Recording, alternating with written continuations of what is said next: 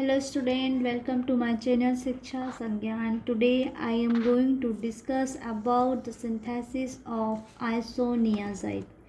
So isoniazide was first made in 1952 and it is on the World Health Organization list of essential medicine. So हम पढ़ने वाले हैं synthesis of isoniazid. Isoniazid की synthesis के लिए सबसे पहले हम देखते हैं इसका स्टार्टिंग मटेरियल क्या है। तो स्टार्टिंग मटेरियल आप देख रहे हैं यहाँ पे ये पायरिडीन की रिंग है, इसके ऊपर CH3 लगा है। सभी को पता है कि बेंजीन में नाइट्रोजन है तो वो हो गया आपका पायरिडीन। हम इसकी पोजीशंस की बात करते हैं। अगर ये आपका हेटेरोएटम है, इसके सामने जो पोजीशन होगी इसके बाद वाली अल्फ़ा, देन बीटा और then gamma. If substitution at gamma position, या फिर कह सकते हैं अगर यहाँ पे मिथाइल ग्रुप लगा हुआ है तो हम इसको बोलेंगे गामा पिकोलिन भी बोल सकते हैं, या फिर हम इसको नंबरिंग दे सकते हैं 1 2 3 4 5 6। सो जो आपकी फोर्थ पोजीशन है, फोर्थ पोजीशन पे लगा है मिथाइल ग्रुप, तो इसका नाम हो जाएगा 4 पिकोलिन। इसके बाद हम इसको ये भी बोल सकते हैं कि फोर्थ पोजीशन पे लगा है मिथाइल, तो हम इसका नाम ये भी बोल सकते हैं कि 4 मिथाइल पायरिडीन। सो इसके स्टार्टिंग मटेरियल के तीन किसी भी नाम से जो आपको इजी लगे आप बोल सकते हो, या तो 4 पिकोलिन या गामा पिकोलिन या फिर 4 मिथाइल पायरिडीन। अगर आपको कन्फ्यूज़न होता है कि सपोज़ ये पायरिडीन की रिंग है तो पिकोलिन कैसे बन गया, CH3 ऐड हुआ, ये तो 4 मिथाइल पायरिडीन होगा, तो आपको जो ईजी लगे आप वो लिख सकते हो। तो इट्स अ 4 मिथाइल पायरिडीन। इसके बाद जब ये पिकोलिन या फिर मिथाइल पायरिडीन रिएक्ट करता है विद एल्कलाइन KMnO4 के प्रेजेंस में, तो यहाँ पे जो रिएक्शन होती है वो ऑक्सीडेशन रिएक्शन होती है। आप लोग को पता है कि ऑक्सीडेशन क्या होता है। ऑक्सीडेशन में एडिशन जो होता है किसका, ऑक्सीजन का एडिशन होता है। तो ये जो मिथाइल ग्रुप है ये कन्वर्ट हो जाएगा in the form of acid. So here is the formation of isonicotinic acid. तो हम देखते हैं कि इसको आइसोनिकोटिनिक एसिड क्यों बोला जा रहा है। सॉरी, यहाँ पे नाइट्रोजन। सपोज अगर इस पोजीशन पे कार्बोक्सिलिक एसिड है, अल्फ़ा बीटा बीटा पोजीशन पे कार्बोक्सिलिक एसिड है, तो इसको हम क्या बोलते हैं, निकोटिनिक एसिड। और इसी निकोटिनिक एसिड से हमारा क्या बना है, आइसोनिकोटिनिक एसिड।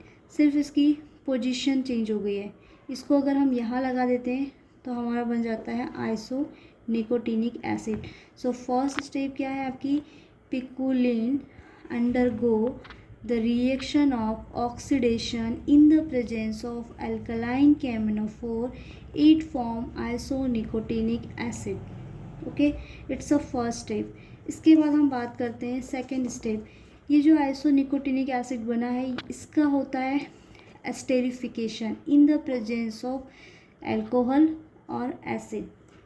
सो एस्टेरिफिकेशन क्या है, एस्टेरिफिकेशन आपको पता होना चाहिए कि esterification is the process here the formation of ester group is called the esterification.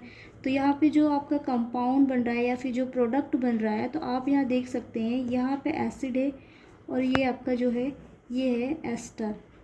So what will be happen here, esterification and the formation of ester. या हम बोल सकते हैं जब कोई भी एसिड रिएक्ट करता है एल्कोहल से तो फॉर्मेशन किसका होता है, एस्टर का।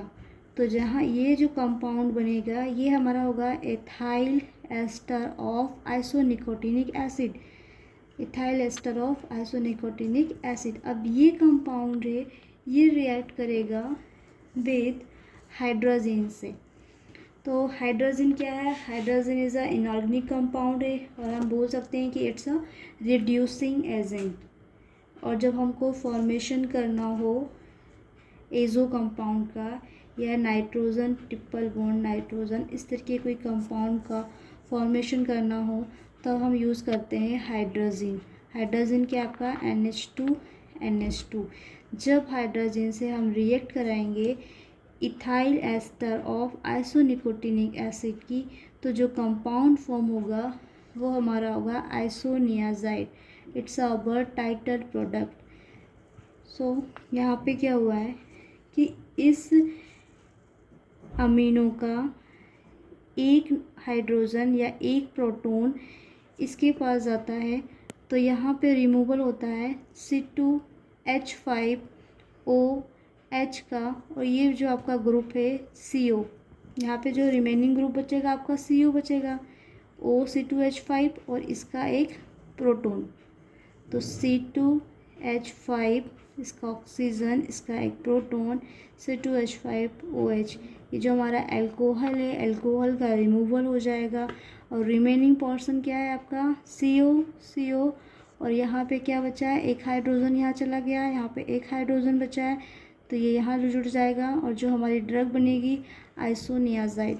अब ये आइसो वर्ड कहाँ से आया, आप लोग देख रहे हैं ये आइसोनिकोटिनिक एसिड है, यहीं से हमारा यहाँ आइसो, और ये जो हमारा ग्रुप जुड़ा है हाइड्राजीन था, एक हाइड्रोजन गया, ये हमारा हो गया हाइड्राजाइड।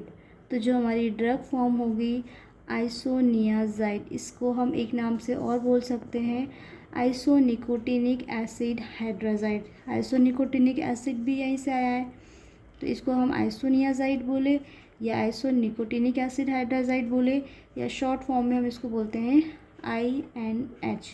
तो ये आपकी सिंथेसिस है। सिंथेसिस याद करने के लिए आपको कुछ नहीं करना है, सबसे पहले आपको स्टार्टिंग मटेरियल पता होना चाहिए कि स्टार्टिंग मटेरियल आपने क्या लिया है। इसके बाद हम इसको याद कर सकते हैं, जैसे फर्स्ट स्टेप में ऑक्सीडेशन हुआ, सेकेंड स्टेप में एस्टेरिफिकेशन हुआ, और जो थर्ड स्टेप थी उसमें रिडक्शन हुआ। आपको बस याद रखना है कि किसके प्रेजेंस में हुआ।